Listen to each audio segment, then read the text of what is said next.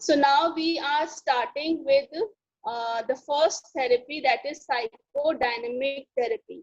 In each of these therapy, we're going to discuss the 3 steps. The first one will be the methods of eliciting the nature of intrapsychic conflict. When I'm talking about psychodynamic, the first topic we're going to take methods, right? The second one will take modality of treatment. And third, we're going to discuss about the duration of this therapy. So in the same manner, we're going to discuss the other 2 therapies also. Fine. So let us start with the first one, psychodynamic therapy.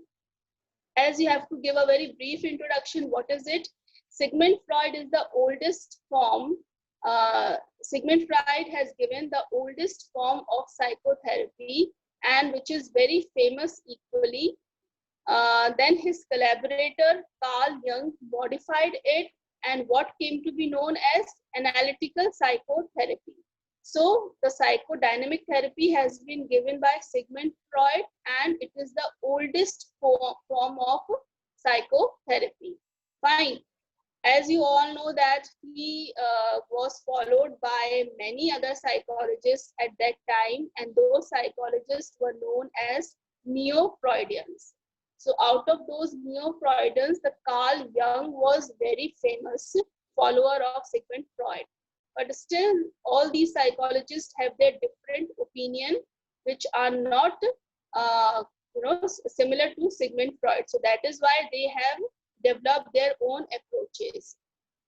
So Carl Jung has given an analytical psychotherapy into which certain changes have been done, or you can say certain modifications have been done. Fine. So we're going to explain a little bit about psychodynamic therapy, then come upon the methods. Now, what are the methods and what methods are doing? These methods are eliciting the nature of intrapsychic conflict. Psychodynamic, whenever we are talking about intrapsychic conflicts, are very important because it is the thing which is very important to understand, first of all, by the therapist to continue with the therapy. So intrapsychic conflicts, unconsciousness, these are the key terms you're going to explain and you're going to include in your answer. Now, what are the methods? Again, as I just explained, free association and dream interpretation or dream analysis.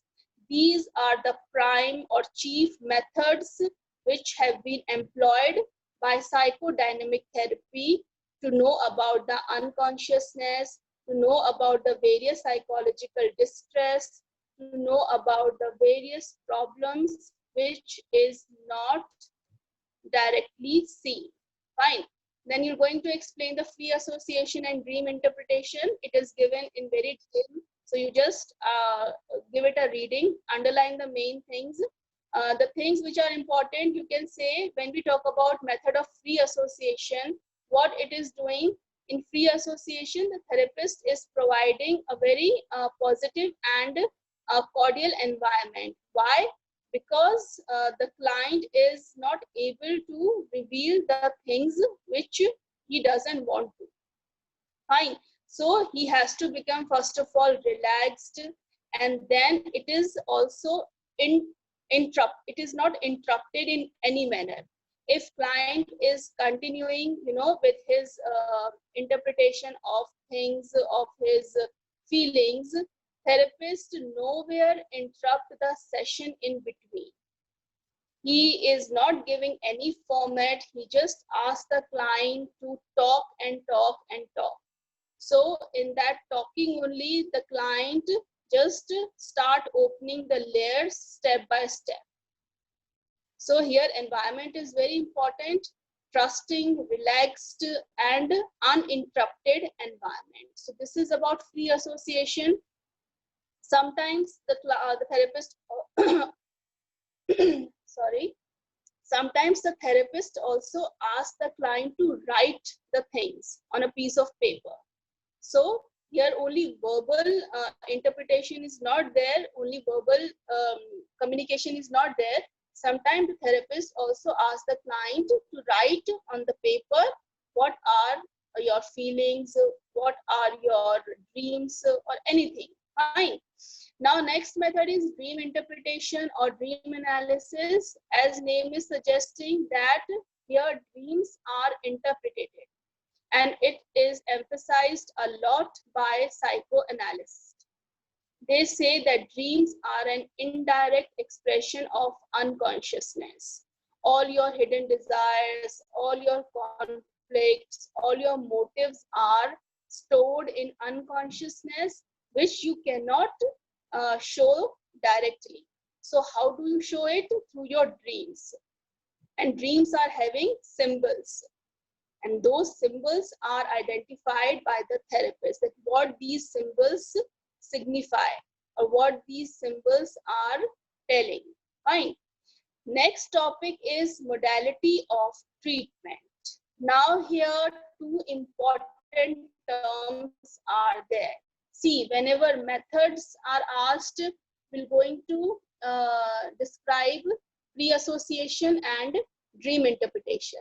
Next topic is in the same therapy psychodynamic modality of treatment, two processes are there.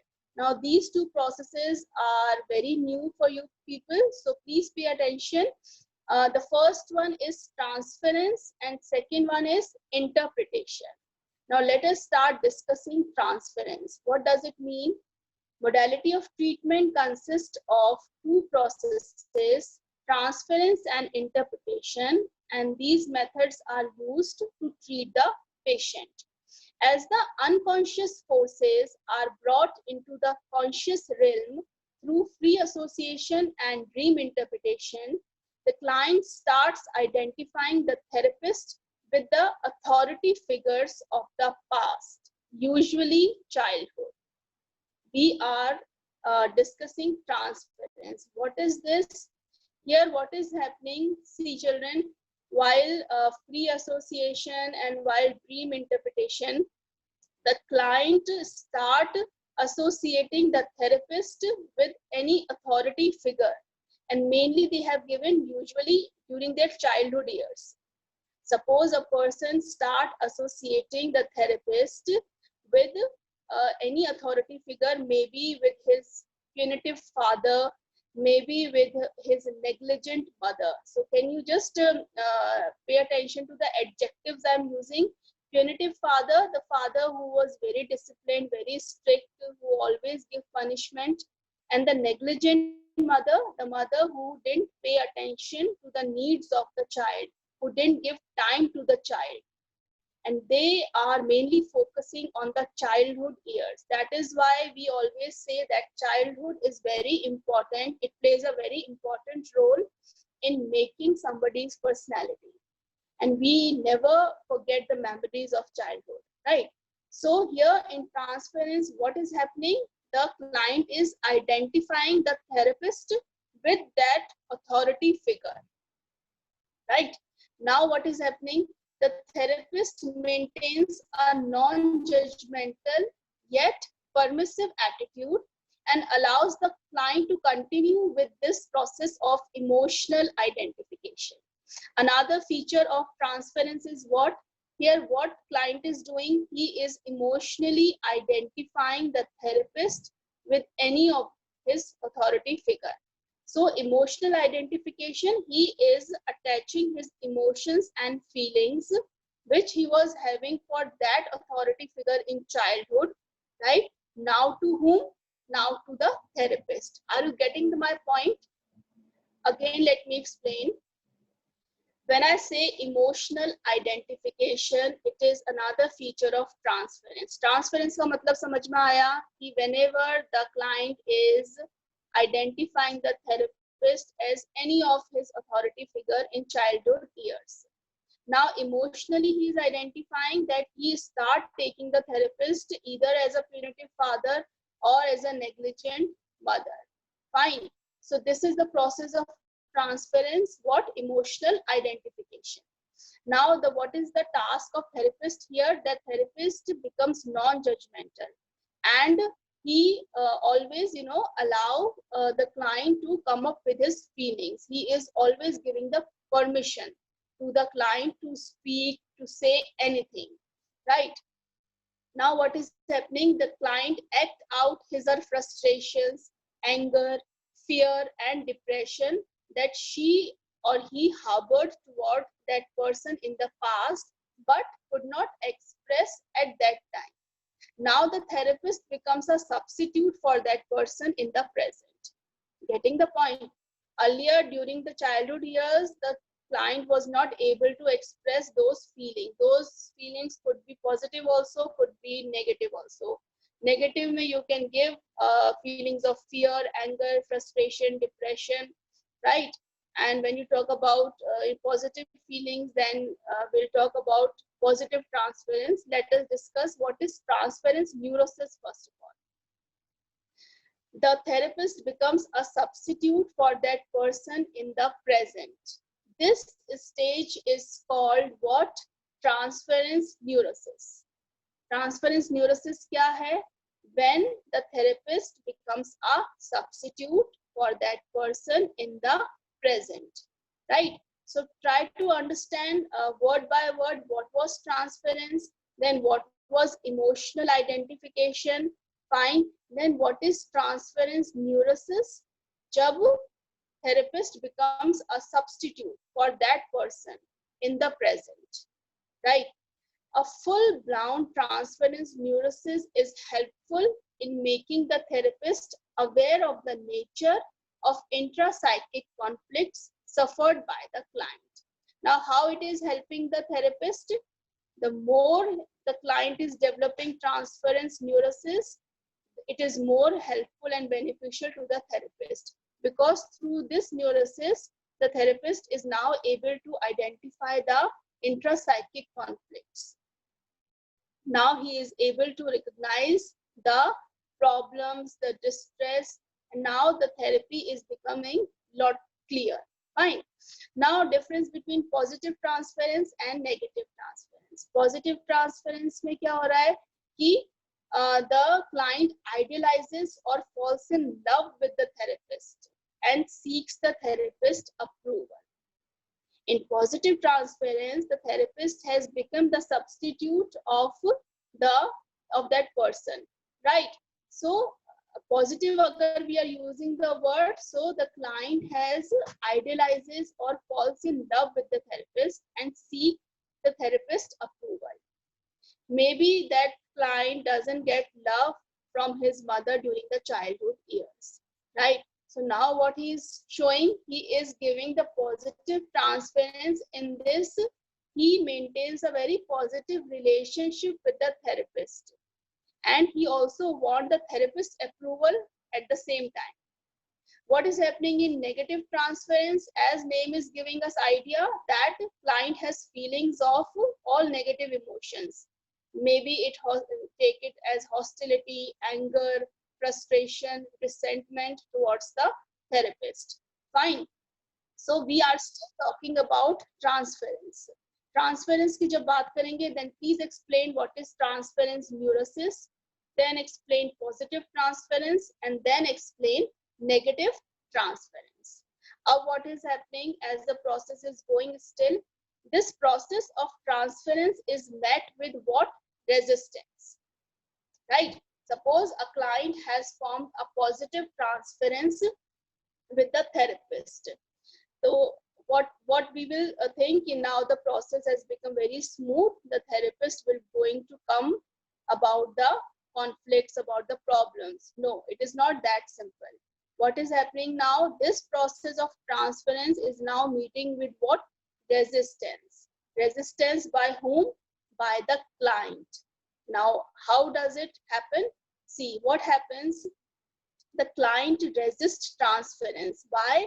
Because whenever he is going through this transference neurosis, he is again reminded of those painful memories, of those bitter experiences.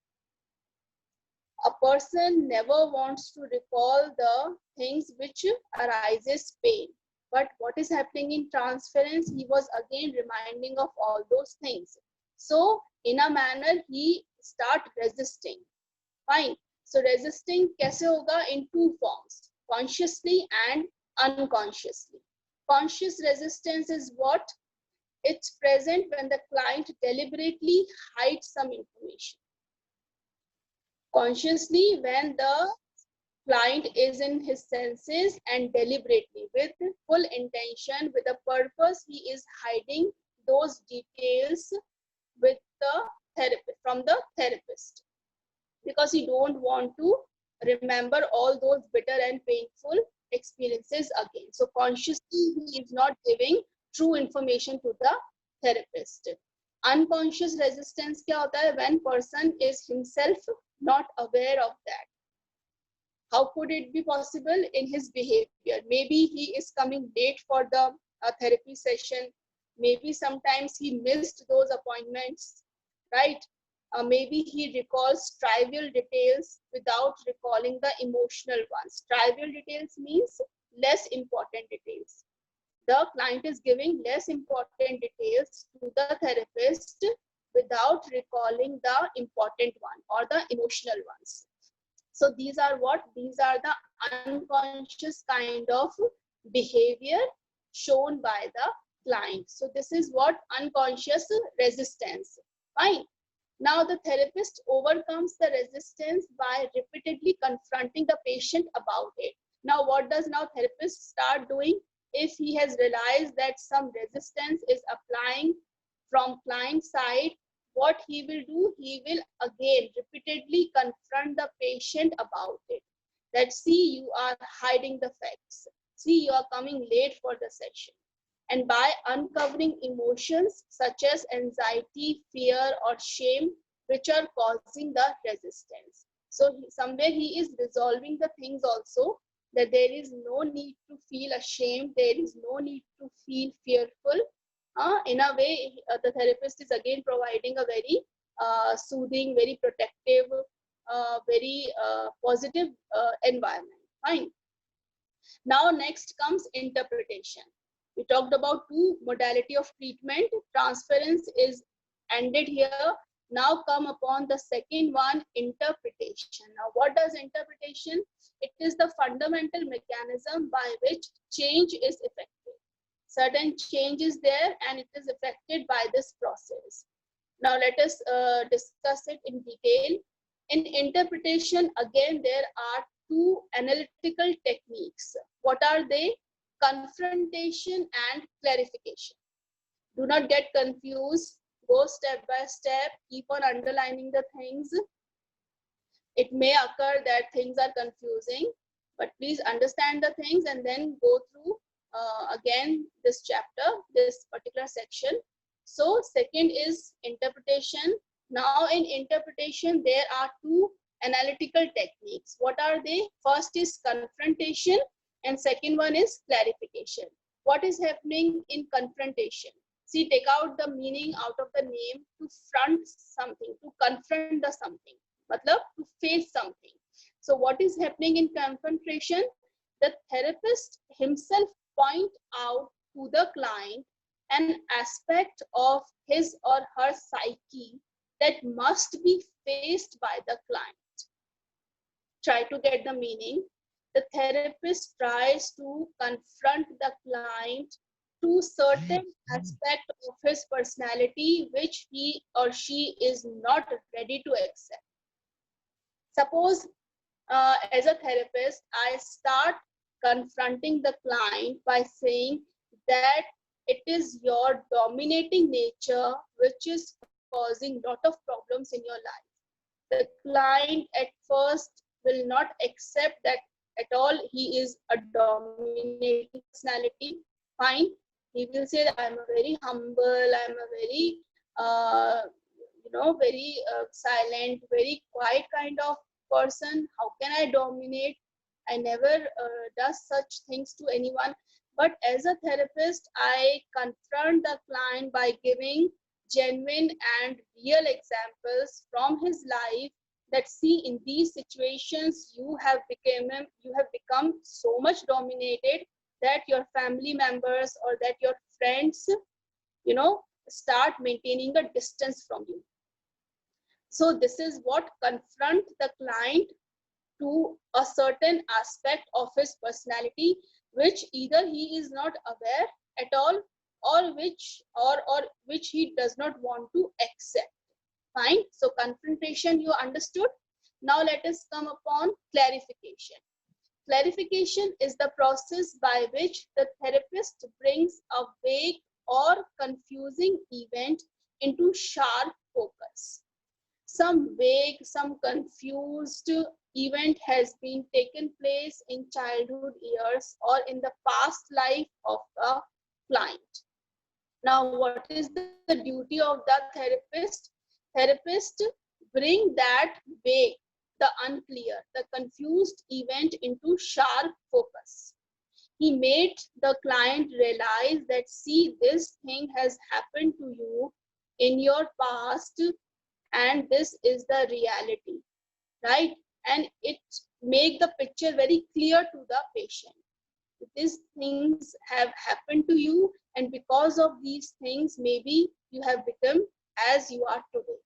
So the therapist is trying to clear the picture in a way, trying to bring those vague and unclear and confused experiences into sharp focus, so that client and therapist could, collaboratively discuss those events again and could take out some meaning out of it. So first, clarification is required, right? So confrontation and clarification, both starting from C, letter C. You have to make the difference between these two. Now let us come on the next feature. This is done by separating and highlighting important details about the event from unimportant ones.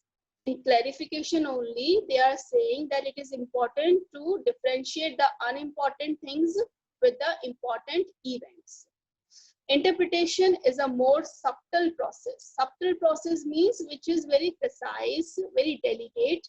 It is considered to be the pinnacle of psychoanalysis. This method, interpretation, is a very important method in psychoanalysis. Interpretation में क्या हो रहा है? We are interpreting something. We are analyzing something. We are describing and detailing out something. So this is a very important method of psychoanalysis. Fine. The therapist uses the unconscious material that has been uncovered in the process of free association, dream interpretation, transference, and resistance. Fine. Now, the repeated process of using confrontation, clarification, and interpretation is known as working through. Another important term, we have discussed about confrontation, clarification, and interpretation, right? Now the therapist is applying these three processes repeatedly. So the process of repeatedly applying these three things, confrontation, clarification, and interpretation, is known as what? Working through. Working through helps the patient to understand himself and the source of the problem, and to integrate the uncovered material into his or her ego. Ego is the conscious part. So what is the work of working through? It helps the patient to first of all understand, and then to identify the source of the problem, and to integrate the uncovered material into his or her ego. So this was another term, working through. Ma'am, please stop with the recording.